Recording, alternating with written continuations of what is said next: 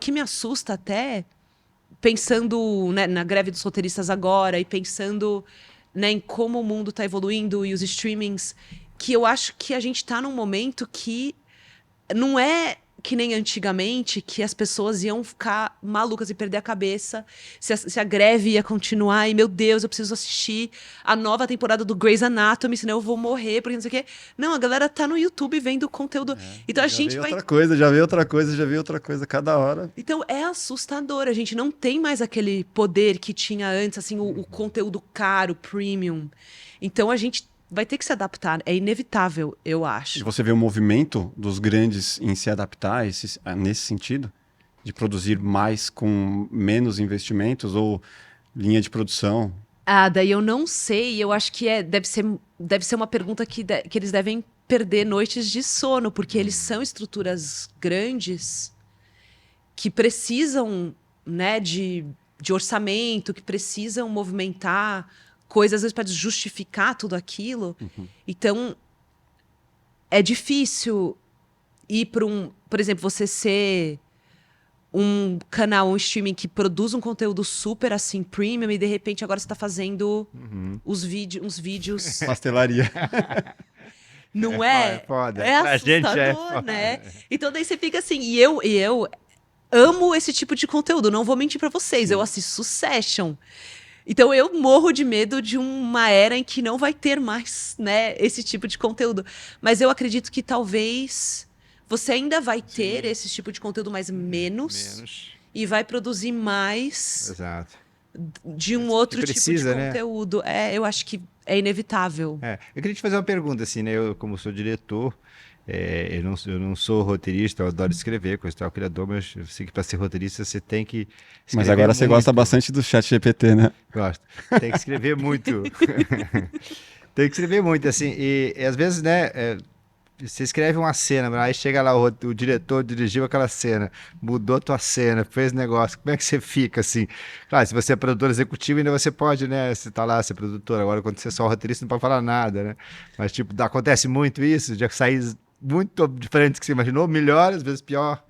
Então, tem diretores e diretores, né? Diretoras e diretoras. Eu, né, tive várias experiências e algumas boas, algumas não tão boas. E várias vezes, assim, eu vou citar alguns exemplos. O Gabi Estrela, a gente escrevia o roteiro e na época eu não era tão experiente quanto eu sou hoje, né? Faz já uns 10 anos. E eu confesso que quando eu chegava no set, né, e o Cláudio Bockel, que era o diretor do Gabi, assim, muitas vezes eu ficava assim, nossa, maravilhoso, assim, ficou bem melhor do que eu imaginei. Então, eu acho que é maravilhoso quando você tem uma relação com a direção e ela agrega e o projeto cresce. Isso às vezes não acontece, né? Tem muitos casos em que isso não acontece. E eu sou produtora executiva da maioria dos projetos que a gente faz. Às vezes não. Às vezes eu sou contratada como roteirista separadamente, mas a maior parte das vezes são projetos da Chatrone e eu sou roteirista e eu sou também produtora executiva. Então eu tenho um certo, entre aspas, poder de, assim, se a relação com a direção não tiver boa ou eu sentir que a direção não está indo na visão que é melhor para o projeto, eu tenho um pouco de, eu posso falar, olha, ou a gente tem que resolver isso aqui, ou não vai rolar, né?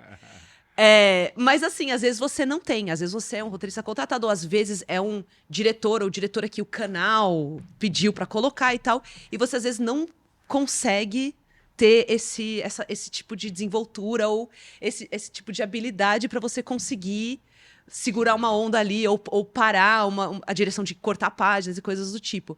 E eu acho, assim, pessoalmente, isso muito nocivo para o projeto. Porque o modelo de negócio que eu acredito é que tem que ter uma comunicação.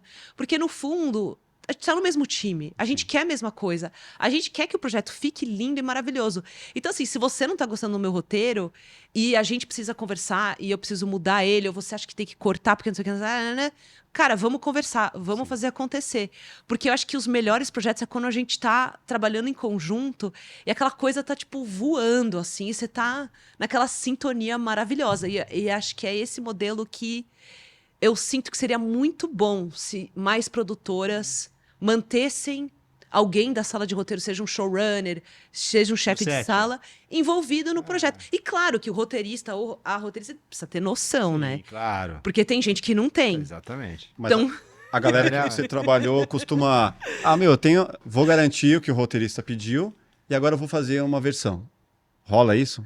então, às vezes rola, mas às vezes você não tem tempo no Dificilmente set. vai ter tempo, né? Porque às vezes o tudo diretor já- tá mal dando conta daquela diária que precisa acontecer. Temos e foi... Seguiu. E às vezes não tem jeito, Mas esse assim. temos tem que estar no roteiro, né? Porque, pô, alguém escreveu ali, é meio foda você pegar e mudar tudo e não ter a versão. Não, sim. Porque eu penso assim, Mas se rola. eu vou fazer uma versão, se eu quero uma Rola. versão, pô, garante ali o que foi pedido, beleza, tá ali, mas vamos fazer um adicional agora? E aí, pum, coloca, e aí depois na pós entende, pô, funcionou melhor ou não, então vamos na ideia original.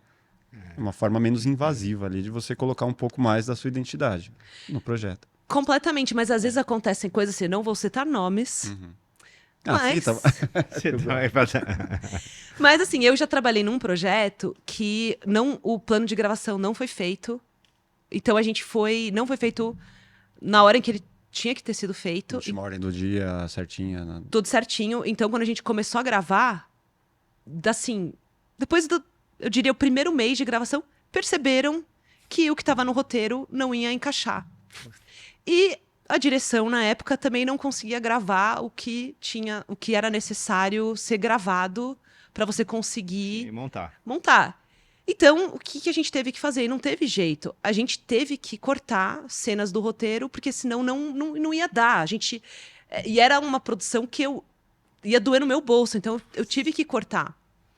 Então, às vezes acontece isso. Às vezes você não tem opção, você acaba tendo que dar uma, entre aspas, sendo bem política, diminuída na qualidade do projeto do roteiro, por erros de produção, por uma Egos, direção né? inexperiente que não consegue dar conta do fazer. tamanho do projeto, Sim. ou uma falta de comunicação durante o processo de roteiro para já quando você está entregando o roteiro final, já ali sacar que vai caber, não vai caber. Já Porque- tem um produtor ali identificando, putz, isso aqui cabe em uma Mas, diária, cara, isso eu aqui não cabe. eu acho que assim, não fora da diária, mas caber no filme. Muitas vezes você grava e depois joga a coisa fora, né? Sim. Muitas vezes, não acontece isso. Eu tenho um amigo que gravou um longa, não vou falar também. O primeiro corte teve 10 horas. Meu Deus, socorro, gente. Depois ele teve que Desespero. rebolar. Tipo, falou, mano, tem o primeiro corte que deu 10 horas de material. A gente passou um mês gravando. Imagina que jogou fora, né? Mano, jogou um monte. Teve que tirar pessoas importantes do elenco. Tipo, um Nossa. planejamento que não foi muito bem sucedido, né? Então, é um problema, né? Que é dinheiro jogado fora, né? É dinheiro jogado vai pro fora. E eu acho que é aí que volta para essa lógica de produção, que é você manter um showrunner envolvido, porque daí você tá... Porque às vezes o diretor chega depois. Né? Às vezes você tá na sala de roteiro, você tá terminando a sala de roteiro, você tá entregando os últimos roteiros, o diretor vem depois. Então, às vezes, a direção não teve a chance de se envolver desde o começo, e daí também normal, é o que acontece. Né? Então, se você tem um showrunner já desde o início comunicando com a produção e comunicando com todo mundo que for entrando, você acaba tendo menos chance de acontecer esses erros, Esses desencontros. ou de repente, assim, sei lá, alguém escreveu um roteiro, na hora que você vai ver, grava, você fala, meu, o que é isso? e às vezes são coisas tão bobas, assim, às vezes, sei lá, você tem um roteiro, isso acontece muito, assim. Você, sei lá, tem um terno, um exemplo bobo, sei lá, tem um objeto que é muito importante para o roteiro. E ele tem que ser de alguma cor, por algum motivo que vai ter um payoff um pouco mais na frente, sei lá, daqui a 5 episódios. E daí, por uma falta de comunicação, e porque não tem essa pessoa do roteiro ali, na hora de escolher o objeto, escolhem o objeto errado, já está gravado. E daí, na hora do payoff lá na frente, não dá mais pra mudar, não dá mais pra voltar, não tem mais como... E daí fica daquele jeito. Manda pra pós, a pós resolve. E depois, eu ouço muito isso. Os caras da pós, eles estão sentados no ar-condicionado, deixa que eles resolvem. E, gente, não Aí chega o é. orçamento da fora. Tipo, não funciona assim, não dá pra consertar as coisas. E daí é uma coisa simples que poderia ser Puta. resolvida com um diálogo, É. se tivesse alguém ali olhando, sabe?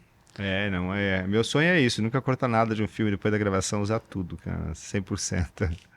Porque é o seu tempo. que você Podia fazer ficou outra lá. coisa, mas podia ter mais tempo pra outra cena. É isso, galera. Se você gostou desse corte, com certeza você vai gostar do episódio completo. Vai na descrição, pegue o link, acesse lá, se inscreva, deixe o seu like e ative as notificações. Um grande beijo, valeu!